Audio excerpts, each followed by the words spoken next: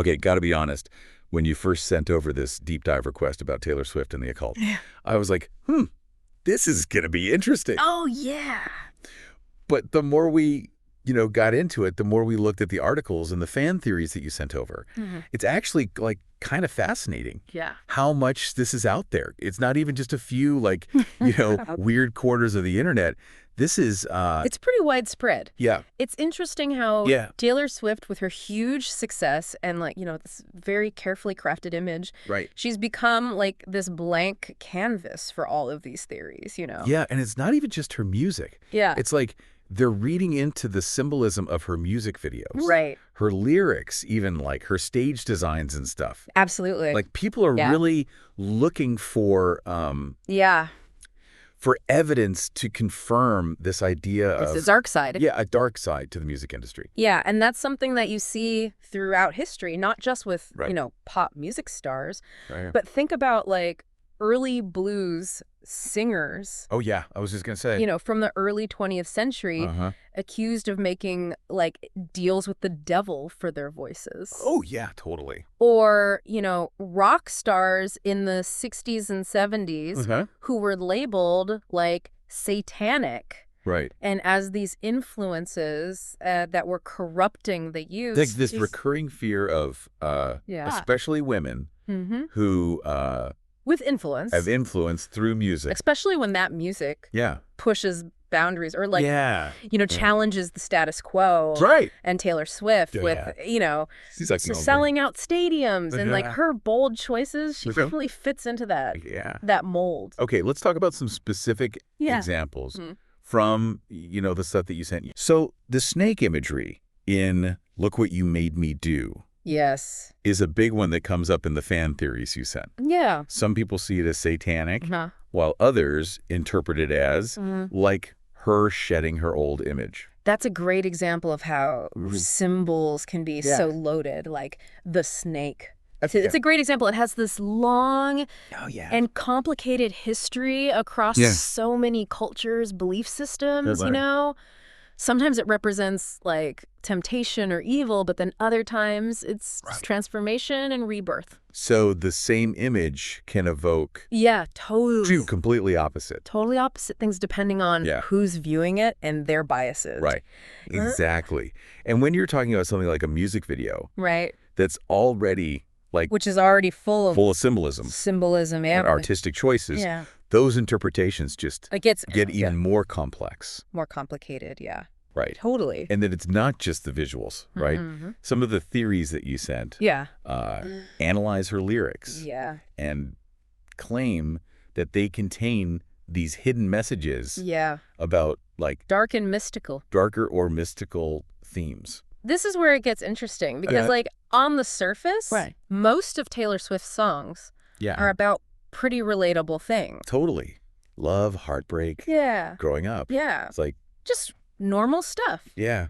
But some people are just determined to find a darker meaning lurking beneath. Like they're just like determined. Yeah, like it can't be that simple. Yeah. It can't just be about like a breakup. Yeah, it's like they're applying this filter of suspicion, like assuming that her success must be tied to something sinister or, It must be too good to be true, basically. Yeah, it's too good to be true. Right. And this ties back into that historical pattern we talked about. Like this distrust of women who achieve power and influence. Like they couldn't have gotten there. Yeah, it's like this belief that they couldn't have gotten there through, talent or hard work alone. Right. So there must be something else at play. Okay, so let's unpack that a little bit more. Okay. What are some of the specific anxieties that these theories reveal about our culture? Well, one thing that jumps out is this fear of the unknown. Yeah. Like this desire to find explanations for things that we don't understand. When someone achieves this level of success, that seems like unattainable. Yeah. It's tempting to look for like a simpler answer, even if that answer involves, secret societies or deals with the devil. Almost like a coping mechanism for dealing with like the complexities of fame and fortune, right? Exactly. It's like it can't be that simple. Yeah. Right. Totally. And then there's the whole notion of in the music industry. The music industry itself. Yes. As like this corrupting force. Yes. Like a place where this has been around. Innocence is sacrificed for fame. For decades. And fortune. Fueled by all these stories of artists struggling with addiction, with, you know. Exploitation. Yeah. So when you have someone like Taylor Swift. Who has navigated it. Who's navigated it. Successfully. So successfully. So successfully. It's like. People almost seems too good to be true. Think it's too good to be true. Yeah, so there must be some price to pay. Right. Right. And that suspicion can very easily be channeled into these theories, right? Like occult involvement. Occult involvement, secret pacts. Right. The idea that like true success comes at a dark cost. A dark cost. Speaking of dark costs, there's this theory that Taylor Swift resembles Xena Shrek, who's the daughter of the Church of Satan founder. That is a perfect example of how these theories can get totally detached from reality. It's based purely on physical resemblance. There's absolutely no evidence to support any actual connection between Taylor Swift and the Church of Satan. It's like grasping at straws. Yes. Trying to find anything to fit into this narrative of her supposed occult involvement. And what's interesting is that this tendency to like overinterpret extends beyond just like her physical appearance, right? We see it in the analysis of her music videos. Of the videos, You mean like Willow. With the hooded figure. Hooded figures, the candle. Candles, People see that and they immediately jump to witchcraft. And the occult. But like and while those visuals might draw on, you know, certain aesthetics associated with witchcraft, it's important to remember that witchcraft itself is a complex and diverse practice. It has a history. It has a history. That's separate. From Satanism. So equating those two things is a huge oversimplification. It's like totally ignoring the fact that those visuals could just be artistic choices. Like they don't not necessarily trying to say anything specific. They could just be evoke. To evoke a mood. A mood or aesthetic, But I guess that's the thing about conspiracy theories, right? They often thrive on taking things out of context. And ignoring like alternative explanations. It's like they just want to it's about fitting the pieces to a pre-existing narrative. And in the case of Taylor Swift, that narrative seems to be about like the dark side of fame, the hidden costs of success. And like I think especially the anxieties we have about women who wield power in the music industry. It's a fascinating and complex issue. Totally. And we've only just scratched the surface. Yeah. I agree. There's so much more to unpack. Totally. I think we should I think we need to take a little breather, regroup, and come back to this. And we'll do that after a quick break. Okay. We'll be right back with more. All right. On this deep dive into Taylor Swift and the occult. Sounds good. All right. So we've been talking about all these like occult theories surrounding Taylor Swift and how they, you know, kind of tap into these deeper anxieties. About fame, female power, the music industry itself. Music industry. And what's interesting is that these anxieties aren't new. They've been kind of simmering under the surface of pop culture for like decades, even centuries. That reminds me, in one of the articles you sent, it mentioned how, like, back in the day, certain musical genres were seen as like inherently dangerous or even demonic. Absolutely. Jazz, rock and roll, even early forms of blues music, all met with suspicion and moral panic. Like, why was that? Because they challenged at various points numerous norms. Or appealed to a younger generation. That's definitely a big part of it. But there's also this historical thread of associating certain types of music with the occult, particularly music that's seen as sensual, of emotion, rebellion. So it's not just about the sound of the music itself. Right. But like the cultural and social implications. Right. Exactly. So when a new genre emerges that, like challenges the existing power structures or the moral... Like moral frameworks. Yeah. It often gets labeled as like... Dangerous, subversive. Right. And that fear often manifests in accusations of occult influence. It's almost like they're blaming the music. Yes. For the anxiety. The anxieties it provokes. Exactly. Rather than like actually addressing the underlying cultural shifts that are happening. Right, exactly. Precisely. And this tendency to like scapegoat music for societal anxieties plays right into it makes sense. The Taylor Swift situation. Yeah. Because her music, while it's undeniably popular, it also like it pushes boundaries.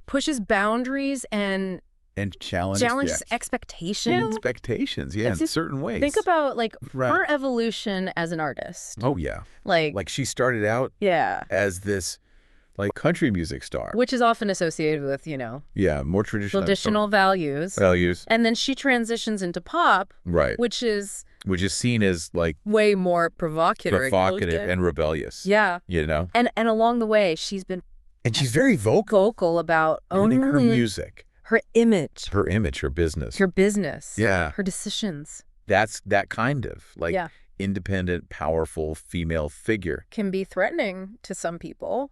Right. To those who cling to like the traditional notions of femininity or power dynamics. Right. It's almost like she's it's like she's embodying the fears, the very fears that fuel these conspiracy theories. Right. Like she is a successful, independent woman who controls her own narrative. Yeah. And like doesn't shy away from challenging the status quo. And in a culture that's still grappling. Yeah, like we're still grappling with these issues. Yeah. Gender equality. Female empowerment. That can be like a very powerful force. It can be unsettling to some people. Yeah. It's like it forces us to confront the ways in which we as a society are still struggling to reconcile with these traditional expectations. So in a way, these theories about, Taylor Swift and the occult. Aren't really about her at all. It's not about her. It's about us. It's about us. Yeah. And the anxieties that we're projecting onto those who dare to challenge the norms. It's that's a really insightful way to put it. It's about our own fears and insecurities reflected back to us through pop culture. Through this lens of pop culture. And this brings us back to the importance of critical thinking and media literacy. Like we need to be aware of the biases of our bias that we bring to our interpretations of things. The narratives that we're prone to. And like the ways in which our fears can like shape our understanding of the world. Right. It's about recognizing that symbols are inherently ambiguous. They can mean. That interpretations can vary. Different things. Wildly. And that. Jumping to conclusions. Like based on these surface level observations can lead us down these rabbit holes. Sounds some pretty dangerous rabbit holes. Totally. Yeah. It's about resisting that urge. To oversimplify. And fix issues. And to like demonize people. Individuals. Who challenge our preconceived notions. And it's about remembering that pop culture while, it's entertaining, it's engaging. Right. It can also be this powerful mirror. That reflects back on us. The anxieties and the tensions that we grapple with. As a society. This has been a really thought-provoking conversation. A fascinating. And I feel like we've exploration. Uncovered. Yeah, some important layers. Important layers beneath these, like seemingly superficial conspiracy theories. Yeah, it's been really great. I agree. I'm curious. To hear what our listeners have to say. Yeah, I'm sure about this. They've got some thoughts. What stands out to you? About these theories? What resonates with you? What makes you skeptical? We'd love to hear your thoughts. Definitely. You can reach out to us on our website. Check out our social media channel. Our website, our social media. We're always eager to engage with our listeners. Our listeners. Yeah. And delve deeper into these fascinating discussions. Yeah. And in the meantime, let's all try to be more mindful. Of the narratives. The narratives we consume. That we consume. And like the way in which we the ways that we interpret the world around us. That's around us, right. Because sometimes the most intriguing mysteries aren't about like secret societies or like art about hidden agendas. It's about the stories and hidden agendas we tell ourselves. And the anxieties we project onto. The anxieties we project. Those who dare. Onto people shine brightly. Who shine brightly. Yeah, that's a perfect note to end on. Yeah. Thanks for joining us. Thanks for listening, everybody. On this deep dive into Taylor Swift and the occult. It's been a pleasure. As we've been going through all this, one thing that I keep coming back to is like the power of symbolism. The power of symbolism, It's not even just the theories themselves, right? But like how they just attach to... How they latch on to... certain images. Specific images. And like interpret them. Through this lens. Very specific. Like I'm thinking about how some fans see those hooded figures and candles in the Willow video as like clear evidence of witchcraft. But then someone else might see those same images and just think, oh, that's a cool aesthetic. Exactly. Right. And it just highlights how like our own personal baggage and beliefs and even like cultural background can influence how we decode symbols. Like what might seem obvious. Right. What might seem obvious. To one person. Could be totally missed. Could be, like, totally missed by another. And that makes it, like... and that makes it tricky. Kind of tricky. When you're trying to, like... debunk these theories. These theories, right. Because for some people... the symbolism is the proof. Even if it's based on a misinterpretation. Right, even if it's based on, like, a misunderstanding of what that symbol actually means. It's almost like they're creating their own internal... Logic system. Where the symbols have this fixed meaning. Like, no matter what. Regardless of the artist's intention. Or the broader context. Right. Yeah. Which makes me wonder, is there a way to even, like, engage with these theories? Right. Without getting bogged down. Getting so bogged down in, like... in these subjective interpretations. The subjective interpretations of every little detail. I think the key is to shift the focus from... decoding symbols to trying to understand the psychology behind why. Okay, so less about like certain symbols resonate so strongly with these theories. What does this snake mean? And more about why are people seeing? Why are snakes as satanic in this context? Snakes as satanic in this context. Right, okay. Right. If we kind of dig a little deeper, we often find that these symbols are tapping into like pre-existing anxiety. The anxieties or beliefs. About like morality. The nature of good and evil. Like snake. Has been this powerful symbol. Snake is a great example for like... It's been around for millennia. Associated with everything from temptation and deception to like transformation. And so when we see it pop up in a Taylor Swift video, it's almost like a... It's like a Rorschach test. Reveal. That's more about the viewer. Than about Taylor Swift herself. Okay. Yeah. Right. Which brings us back to like... it brings us back to... this idea of being mindful of our own biases. Of our biases. And like being willing to challenge our assumptions. Our own assumptions. It's so easy to fall into that trap.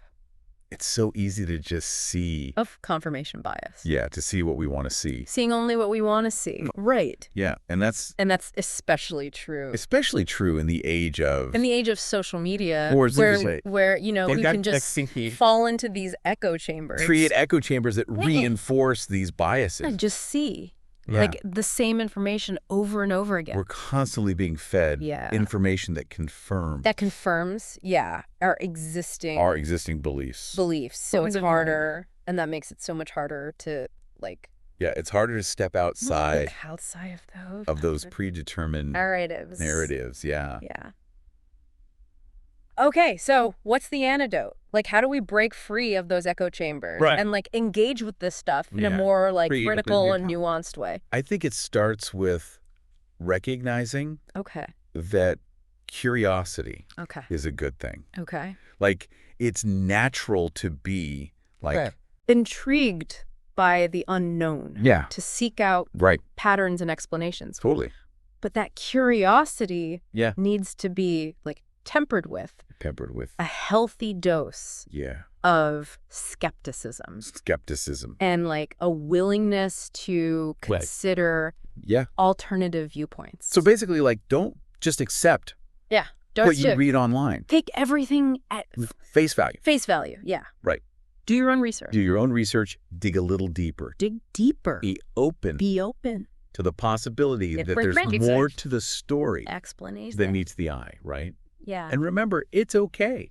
Yeah, it's okay to disagree. Right. Like, not everyone's going to see it. Is going to interpret these symbols the same way, right? The same way. And that's part of it. And that's like part of what makes it fascinating. So fascinating. It's about engaging in. It's about engaging in a thoughtful dialogue. Respecting different viewpoints. Respecting different perspectives. And challenging our assumptions. Challenging our own assumptions along the way. I think that's a great takeaway from this conversation. Yeah. Like, this deep dive has been a wild ride. It's been a wild ride. Snake imagery to hidden messages. Yeah, from snake imagery to hidden messages. Historical context. To the history of associating music. Music with the occult. And with the occult. Yeah. But ultimately, I think it's a reminder. It's a reminder that the most powerful symbols that are often the ones that reflect back on us, our own hopes, fears and anxieties about the world. Right. Yeah. And as we, continue to navigate this ever evolving landscape of pop culture and online discourse. Yeah. It's more important than ever. It's more important than ever to approach these topics with a critical eye. An open mind. And a sense of curiosity, but also tempered with skepticism. Yeah. Yeah. I think that's well said. That's well said. Yeah. Thanks for joining us. On this deep dive. And be sure to check back next week. For another fascinating exploration into the world of information overload. Until then, keep questioning. Yeah. Keep exploring. And keep diving deep. So it's